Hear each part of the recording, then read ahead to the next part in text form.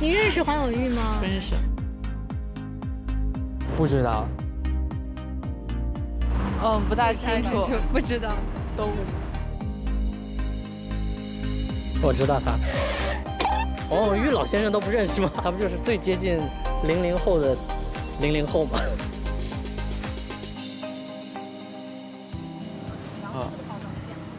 现在没有。本来想送给黄老师。黄永玉老师吗？对啊，对啊。其实我有的时候就老看他的画，他的画就是简单的一张图，但是这张图就很有感觉，然后他就写他想写的那句话，然后我有的时候也画，就像这种就是啊，就我也会想，这没心没肺，快乐加倍，屁颠儿屁颠儿 on the way。他说他受黄永玉老师的影响。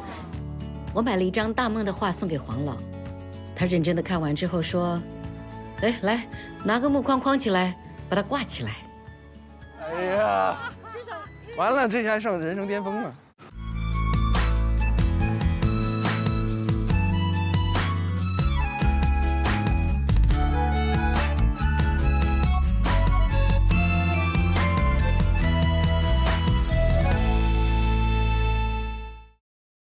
我们俩邻居了有10几年吧，跟黄永玉邻居，对，他们那时候多大？50岁。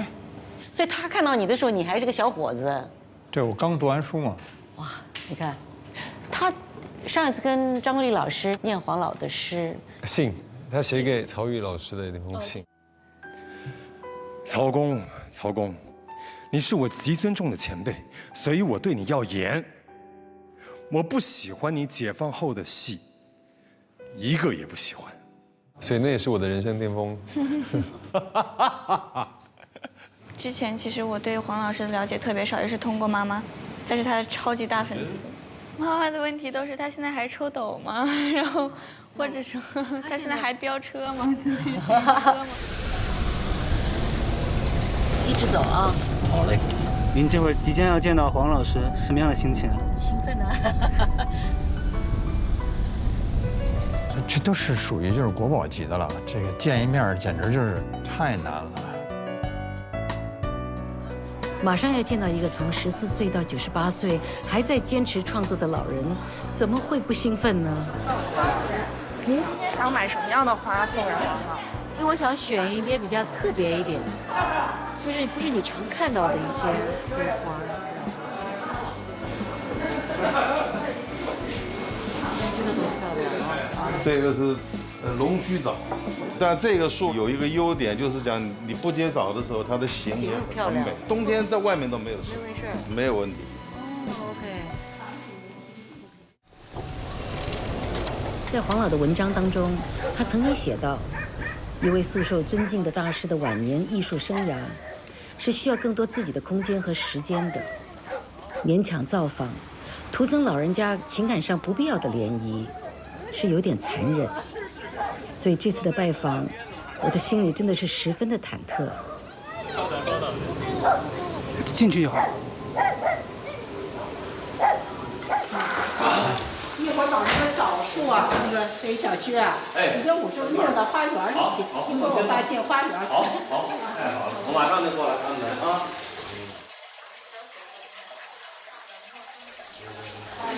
黄老的家里有22只狗，12只猫，可是黄老是这些猫猫狗狗的最爱。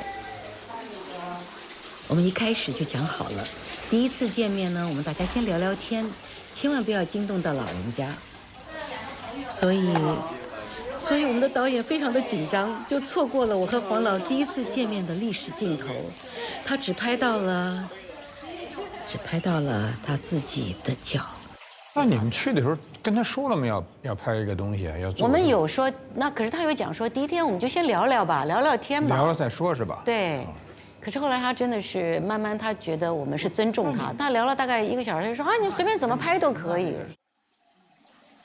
这是我多年前从香港的报上读到的，在爱的国度，没有谁对不起谁，只有谁不懂得珍惜。我怎么这么好？我当天看到这报纸，我赶快把它抄下来。因为看我就觉得我自己像个小学生一样，就听他讲故事呢，就是简直是对，确实好，好听。他说什么故事里边你都可以，他说什么都好听，就是真是说什么都奇怪啊好听。我跟你讲，他记忆力又好，每个人发生的所有的小细节他都记得。你将来可以常常来你们聊天啊，有空就来，不讨厌的话。聊天多好。他将他的一生都写成了一个个的故事。那天，他跟我们大家讲的第一个故事，就是他的初恋，第一次，也是唯一的一次。旭子所在的明教馆来了一位年轻漂亮的广东姑娘张梅溪，成为了所有人瞩目的对象。有一天，张梅溪在楼下试唱，在屋子里做木刻的旭子赶紧下楼来到后厅，贼似的站着一动也不动。他完全想不到，这个广东妹仔还有这一手，居然唱得那么讲究。真好，这么好，这么好。我在刻木刻，听到巴哈的圣母颂，我才赶下楼来，正好是波涛开始。我怕打扰你们，一直不敢出声。Miss 张，你唱得真好，起初我还以为是收音机。我听你吹小号，你也学音乐的，贵姓？张，我刻木刻，喜欢一点音乐而已。木刻？是的，木刻。什么是木刻？用木板子刻出的画。为什么要用木板子刻画？对不起，我不是有意的。不是这个意思。我楼上小火炉子做了一壶水，我怕干了，我上去了。谢谢啊，谢谢。那你觉得是不是一见钟情呢？这个肯定的。梅溪阿姨年轻的时候应该非常漂亮，非常漂亮，是啊，是非常漂亮啊。在七站区，约翰谋那里，他的大姐夫是做通讯兵团的副团长，管通讯。那我呢就在寻乌县县城一个报馆评办，用日本人打的评办。那么那个评办的社长啊，跟我好，我就在他寄居在他那。那么离我这位女朋友有70多里，我都来回走。最后一次，我走得很晚，到黄昏才到。忙着跟我炒饭呢，炒鸡蛋、炒饭。他们家里，他爸爸是打仗的，是个将军少将，家里就叫那个第三个老婆是丫头收藏的，就看着我们，连着我把她带不好，就守了一晚。第二天再见，他站在山上。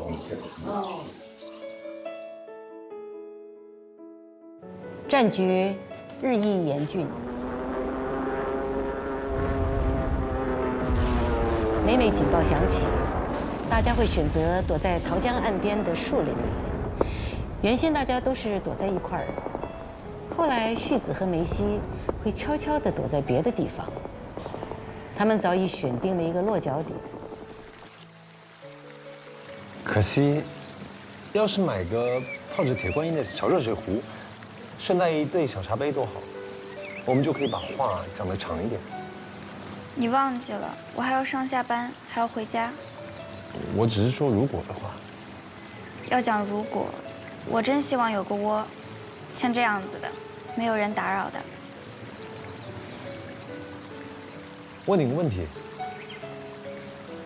假如有人爱你了，你怎么办？这要看是谁。如果是我呢？你为什么现在才问？你问，我早答应了。这是一种宇宙默会，问不问其实关系不大，你说是不是？怎么关系不大？你爱我，我怎么晓得？我有点害怕，这方面我没有经验。你怎么好说经验呢？他用鼻子擦旭子下巴、脸和耳背后，细细长长的软草，照着阳光，叫做窝，也未尝不可。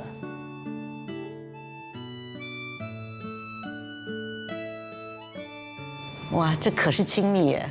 哇啊，这太甜了。那什么叫宇宙默会？对，什么叫宇宙默会？可能就冥冥之中，一定会有一种认可的东西吧，或者以现代人理解叫默契，或者是缘分。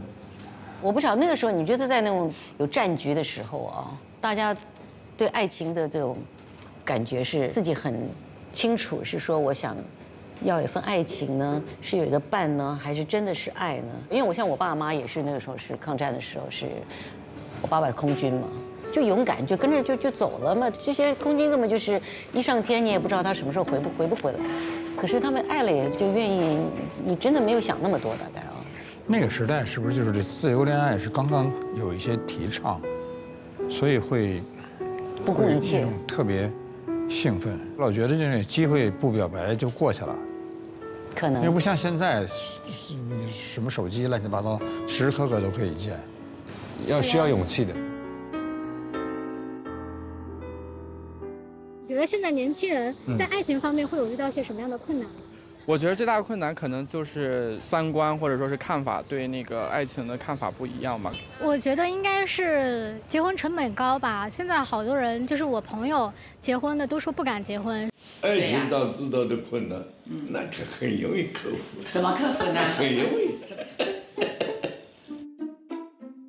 但是他们俩遇到一个困难，就是梅西阿姨家里是大家庭，然后因为梅西是读书的人嘛，他知道这些规矩，对。两人恋爱后，梅西的家人看不起这个穷小子，提出了强烈的反对。梅西十分苦恼。我二姐已把我许给她丈夫的同学了，他们都在美国麻省理工学院上学。她要死要活跟我算账，说已经答应人家了，没脸见人。你跟她丈夫的同学见过面？那算什么？指腹为婚也要看指谁的腹。你姐姐的那个肚皮做不得准的。你想想看，这跟你有什么关系啊？好烦，我每天都要回家听他们吵。正好，你就对他们说，再吵我就不回家了，我就跟张穗子走，看他们还敢不敢吵。万一我们分开了，怎么办？这一辈子，我不信会分开。别人让我们分开呢？别人算什么东西？我们是我们。真分开了，我会死。死面前，好多活路。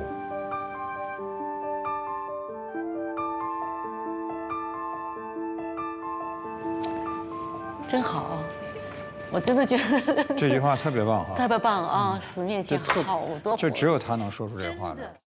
那到哪儿去了？这回赣州，然后就结婚。我就这样子就结婚了。那是结婚谁？我家里也没有人，怎么办呢？就把两个当年的老朋友，漫画家画三毛的张若平，还有个陆志祥，那是做主介绍人，那边的也很多朋友。我们常常讲，他真的有那种汉子，就说：“哎，这就是我的责任，我就做了，啊，怎么样？往前走吧，不要怕啊！”就他完全没有觉得任何东西会阻挡他。特别的直觉，特别的对任何事情都充满了希望。你看多少的人一想到说，哎呀要结婚了，我也没房子，然后我要养这个家，我这个要生孩子，孩子念书，想8000个问题之后，什么事情都做不了。但之后他也要愿意下定决心去面对所有的反对跟后面一定会来临的这些困难，那他也要有这样的勇气。如果碰到像这样子一个男人，我想女人是有勇气的。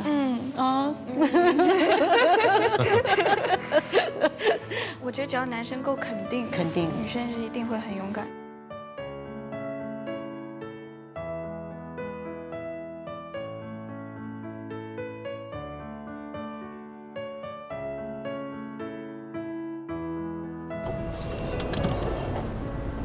谢呢。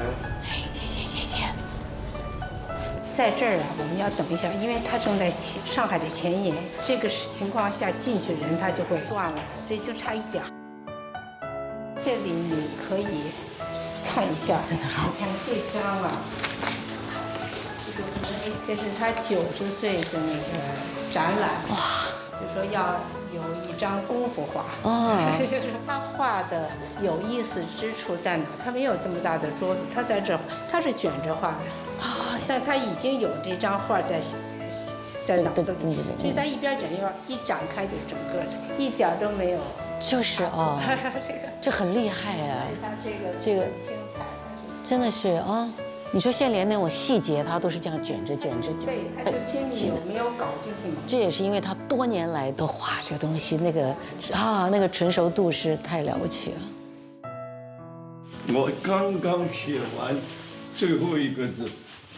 是啊，看到了。上洗手间，是，然后你们就来了。是，我看了一遍，前面是字大，后面小。这个是上海的木刻展览会的前言。我的200-300块木刻，是几十年的，从小到现在的木刻，居然在身边。您到处背着走啊？大部分是背的，你不背的不行。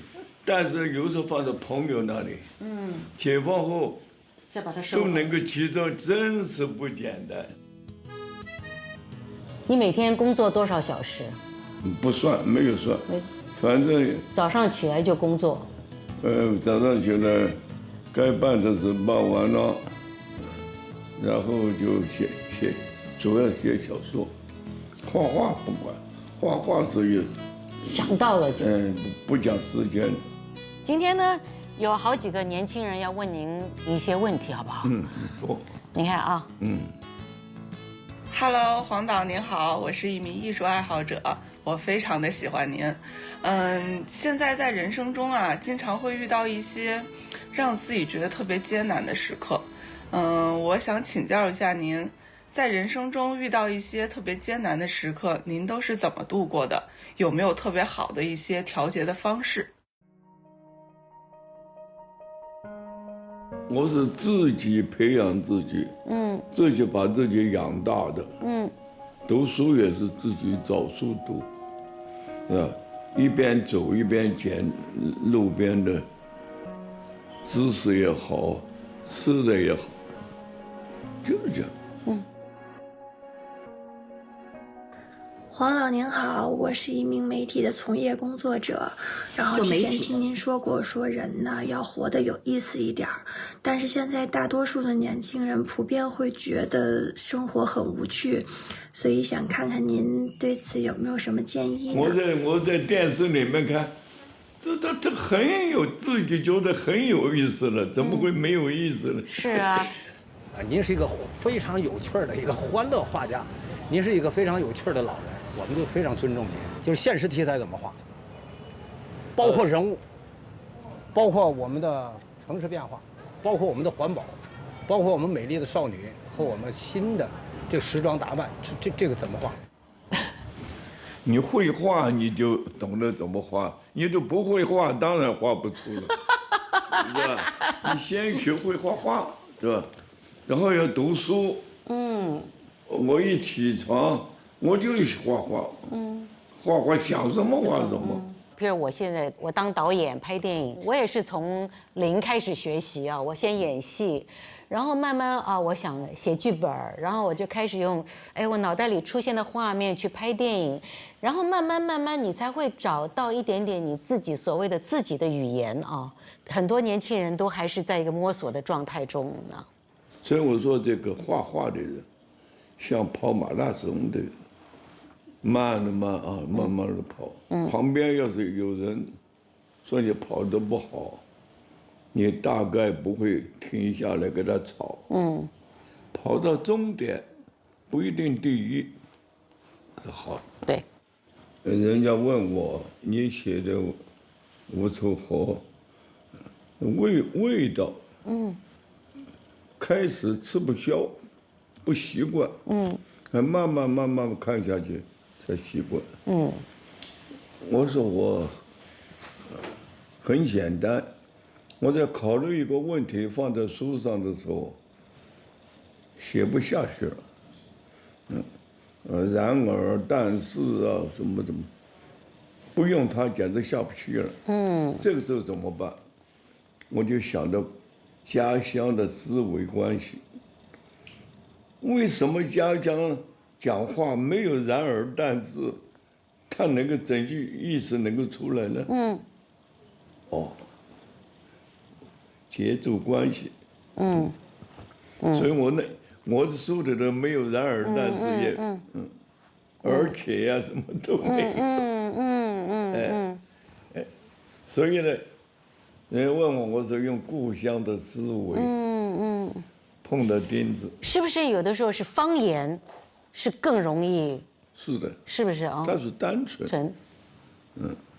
这是沈从文哈，沈先生，他们都是那个地方对乡土的那些东西，就是好像是从与生俱来骨子里的，就所有的思维都会从这块而来，这挺有意思的。包括那边说是出这个土匪，出这湘西嘛，对啊，所以他这个打架呀，像这种彪悍都是这么来的。不管是你带着这个习气也好，或带着这个养分也好，或者是你一直想着我要脱离那个地方，然后以至于一辈子在跟这件事情做对抗，其实没有什么不好。对，不是我讲所谓的讲说相对的，对。那天我问黄老，我说黄老，如果说你选一篇东西让我念的话，你想会念哪一篇你写的东西呢？他马上就只能那边。那个邵栩美，我写给邵栩美的那个讲邵栩美的那篇东西，就是可能对这个人，因为这个人跟他是完全不一样的一个人。中国新文化历史上没有人代替的。真是委屈、善良这么一个人。在国外帮助很多文化人。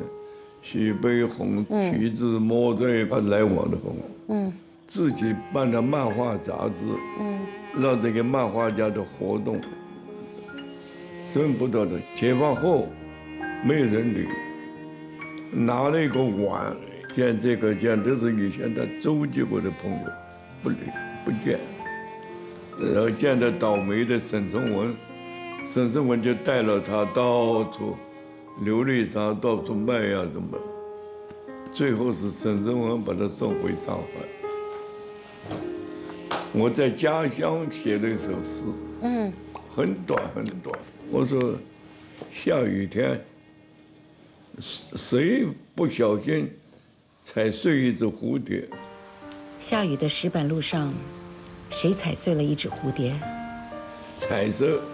彩色斑斓的在石头上，所有的人都不注意他，也没有管他。生命的残渣紧咬我的心头，告诉我，那狠心的脚现在走到哪里了？还有在家里等他的妻子，那个蝴蝶的妻子在家等。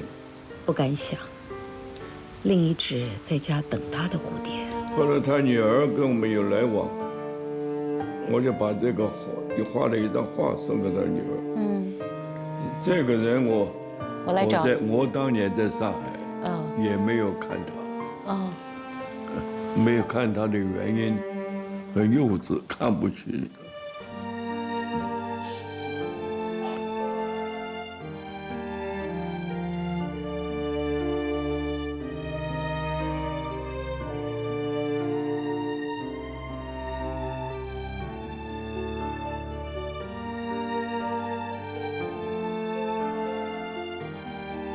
现代的一些年轻人对很多的老艺术家，都是非常陌生的。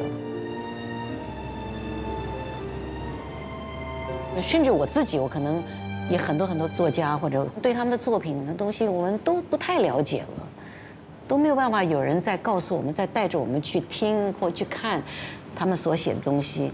那像这次看黄老写的东西，你就会觉得说是看不完的。对，而且特别智慧啊。就是，而且他那种态度是令你惊讶的。我在分期，我也在画画，有的青年孩子们就在看，画的真好啊什么的。我说那个画的，山上那个老人家好，不光是好，而且是全世界第一的。这个 Da Vinci 的啊。我在米兰的美术学院院长办公室挂的好多画家的原作，有一幅是达芬奇画的一个女像，我站在那里我就走不动，不能走了，光线从上面来到眼睫毛，眼睫毛那个影子在眼膜上留了一道影子，再下来到眼睛。我说拿什么画的这个样子好？你首先你自己要看到，是，你要理解，是，你要感觉到。那我就感觉不到，怎么眼睫毛会有影子？感觉到你要做得到，做到是。你手艺也不轻不重，有全局的观念，然后掌握了那一点影子。说的我有点感动，很感动啊，是啊。他给我讲过一个他的故事，就是到黄山，他就去做写生，然后呢，他就说每天在一个山上那儿画，然后他有一天就来了个女人，大概是中年人，就在那儿看画，画完了他也没注意走，他每天都来看。后来两个人就搭讪，就说起来聊天，后来就留了个地址。过了很久以后，这个女的给他来了封信，就说我要感谢你，你救了我。他到黄山是想自杀的。看了黄先生的画以后，就觉得生活其实是很多东西是非常美好的。你想他那个画一定会给这个女人有看到睫毛那个光的时候那种感觉。那一刹那就打到那个女人心里了，否则的话，一张普通的画不会有这种感觉的。咱们是现在回想，对吧？就是有些东西让你改变意念的时候，一定是那束光。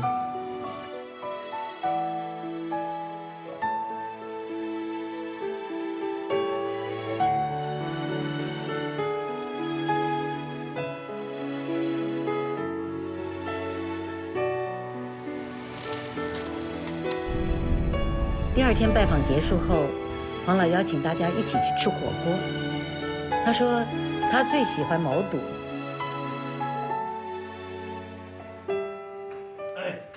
那天晚上，他真的吃了一大盆毛肚，牙齿还真好。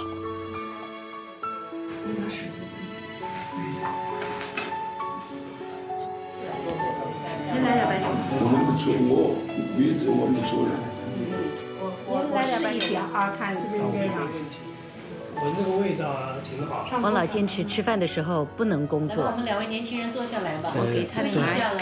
对，坐下了，坐下了。我先给他们拿。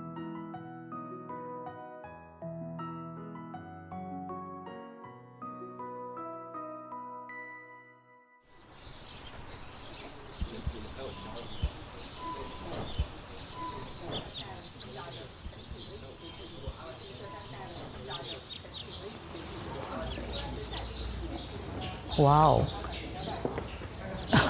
这里应该算是工作室了。老人家用的画画的东西。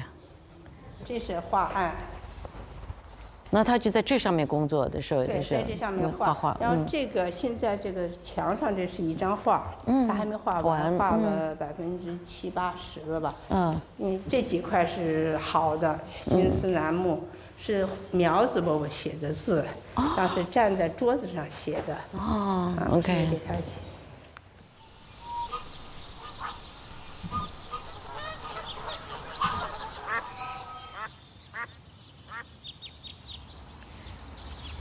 在颐和园见到个女孩子，你很漂亮，可能自己不知道。你很潇洒，是在工厂里练的吧？干嘛你一个人到颐和园来？没带水壶，口干了怎么办？你口袋里有钱，我知道你不会乱花。你一个人在谐趣园逛来逛去，踢里踏啦，穿一套沾满油灰的工作服，手里拿着一根杨柳枝。你才16、17吧，那么心不在焉。你那副样子，没有男孩子敢惹你。我多么想跟你说话，我也不敢，因为我也有个跟你一样大的女儿，她在很远很远的地方。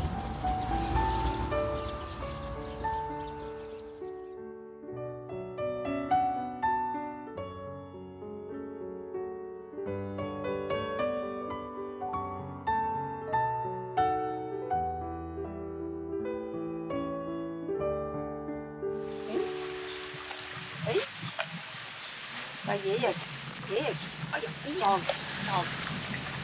了，你看在爷爷那儿呢，你趴下嘛，大哥大趴下，哎，趴下，哎，你看爷爷呢，爷爷是，轻轻的，哎，不能使劲，哎，轻轻的。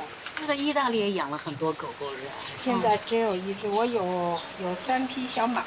哦，我们那个坡上有很多橄榄树，橄榄树底下有很多草，那个草好漂亮的一种，像头发一样的草，但是得请人割，不割就不好。那结果怎么办呢？就养马去吃。其实妈妈要是没和爸爸一起，自己是一定不会养什么动物的。她天生不是那类人，但过着过着就过到一块儿了。还有雅兴将动物们的故事一一道来。妈妈写故事，爸爸开夜车、刻木刻、印插画。60多年之后的突变令人费解。妈妈手中的笔仍是不停，但只专注于画，一画便是数百张。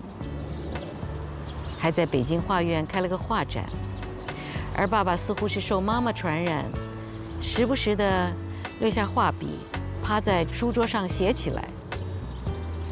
说不定有一天爸爸出书，妈妈也为他画个什么插画什么的。世界上真是没有不可能的事。是的，世界上真的是没有不可能的事。真的是没有想到，我们还有第3次的拜访，而且黄老特别的为我们安排了去吃烤全羊。上海的展览会的稿子、书法都完了。来，把这放到你上头。但是也没有。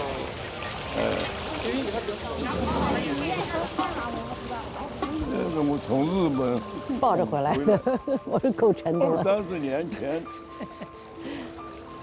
今天好了，今天怎么泡茶？说到喝茶，他以前在文昌阁小学教员准备室，从来就有2把给先生预备的洋铁壶，烧出来的开水总是有股铁锈味儿。在文昌阁做过先生的，都会难忘这个印象。不知道现在还用不用洋铁壶烧开水泡茶？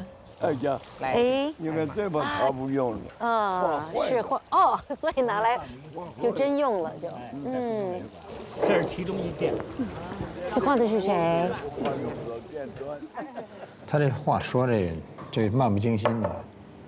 上面都写的就是爱了你把我怎样？然后画了以后觉得好玩儿。所以就画100多个茶壶。你是不是也有演过谁？我是宋江。这里面有宋江。凡事酒醒才清楚明白。来了。武大郎。你看，这是李师师。没有枪，没有炮，敌人给我们造。这个是不让展览的，展览不能展，好多人在小便。小便。这个拿出来，大家都会喜欢啊，这多好啊！这是蒲公英，哎，这个也美，哟，这个好美。这个好美哦。这个是要想，同时要知道这个陶器的它能够表现你的线度。你比如那种完整的那颗蒲公英。你怎么的画呢？它的透明要有一个立体感。是，很美。那个做起来也很过瘾。反正是一要开心就特别开心，是吧？我们今天应该还是请壮的导演念他那一篇东西做结束。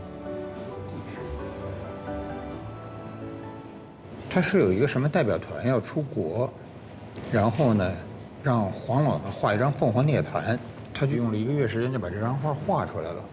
画出来以后呢，这团长呢就跟这个黄老说：“您给我找一个简单的解释一下什么叫凤凰涅槃。”他就认为这件事太容易了，他就回去找了词源、词海、中华大词典、佛学大词典、人民日报资料室，整个北京城连和尚的方丈都问到了，没有一个人知道说得出来。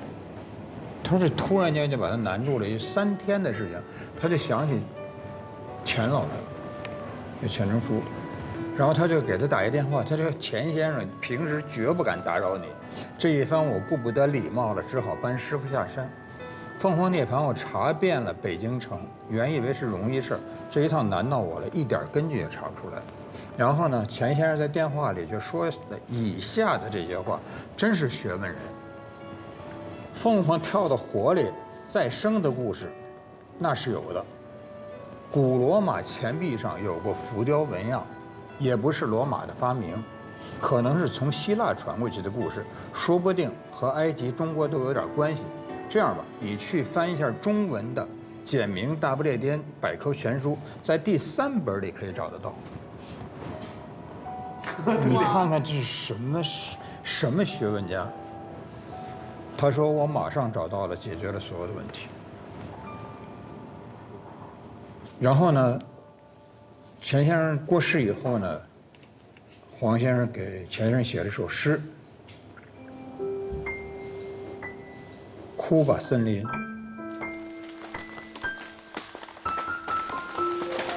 该哭的时候才哭。不过你已经没有眼泪，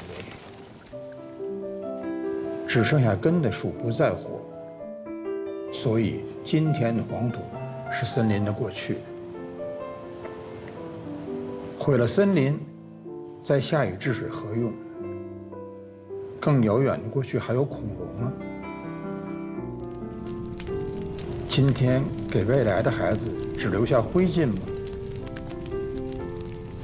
孩子终有一天不知道树是什么，他们呼吸干风，树，未来的传说。那一天，如果还有一种生命叫做孩子的话，这句话太厉害了。看黄老写这些东西的时候，当你发现他确实在你生命里跟你有关照。你会觉得挺感慨的，真的很感慨，就是教育的问题。这个教育确确实实是，你像黄老啊、钱老，他们都是教书，其实都是在做教育，是生怕这些东西流失了。流失。而且我也是教书吧，后来也算是教书，也是越到后面越觉得教书真的重要。我觉得除了教书之外，还有就是我们自己留下来的什么东西，就是我们自己的作品，我觉得也是一种教书，你知道吗？就今天我们坐在这里讲的话，其实你只是用另外一种方式也是用不同的方式去传播一些东西，去传播。是，当然是。就像壮导演讲说，传播的重要性是，到底我们留给下一代或者留给现在的孩子，那要鼓励他。其实你在做的事情跟他在做的事情是一样的。我想做的事情就是传递爱，就让很多没有我这么幸运的人一起感受到更多的爱。对。可是会不会有许多现代的有些人会觉得说，哦，你好奇怪哦，你讲的东西有点哇，你好唱高调，你是挺好的，你就没事就跟他们说，他不接受你也跟他说。对，我就是说我身边的那些朋友就是被我说对了。对，我有很多特别棒的朋友，他们都是被我说到志同道合的。就本来我们可能不是一条路，但说着说着，我们就开始慢慢的，大家都是一条心的，想要一起做一些这样的事情。我现在是97岁，我认为在闭眼睛之前开一个展览，开这个展览会的作品是所有的同行没有见过的，我要很认真的来做这件事。没错，我死了以后留下5个字，一个是爱，一个是怜悯，一个是感恩。爱很容易解释啊，不要恨啊。怜悯是什么？怜悯那些强大欺负我们的人，弱的怜悯强者，感恩一切的友谊，包括这里面，对我们培养我们，跟我们教导，养育我们的。记得一个外国老头曾经说过，事情一经开始就已完成一半，底下的一半就容易了。我很欣赏他这句话，仅仅是因为年纪大了，想找点有趣的事做做而已。长天之下，空耗双手，总是愁人的。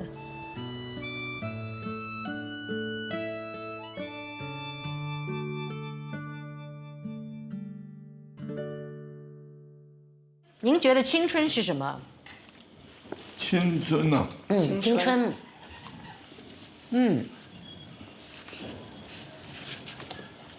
我也不信他，我没有想过。青春就是一辈子跟着你的事情，你现在还在青春。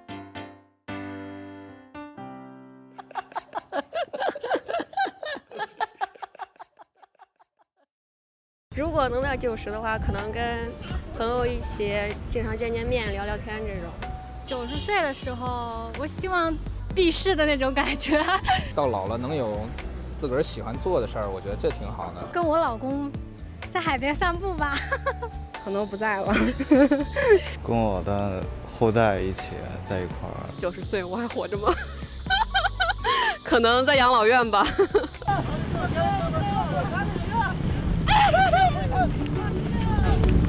VIP 会员每期专享惊喜彩蛋，更多高能片段等你解锁。上微博参与“念念青春”官博联合微博纪录片的青春中最美好的瞬间是什么？互动征集活动，赢节目惊喜周边。感谢独家社交平台微博首席合作媒体新浪娱乐、微博纪录片、新浪综艺对本节目的大力支持。好帅啊！好帅啊！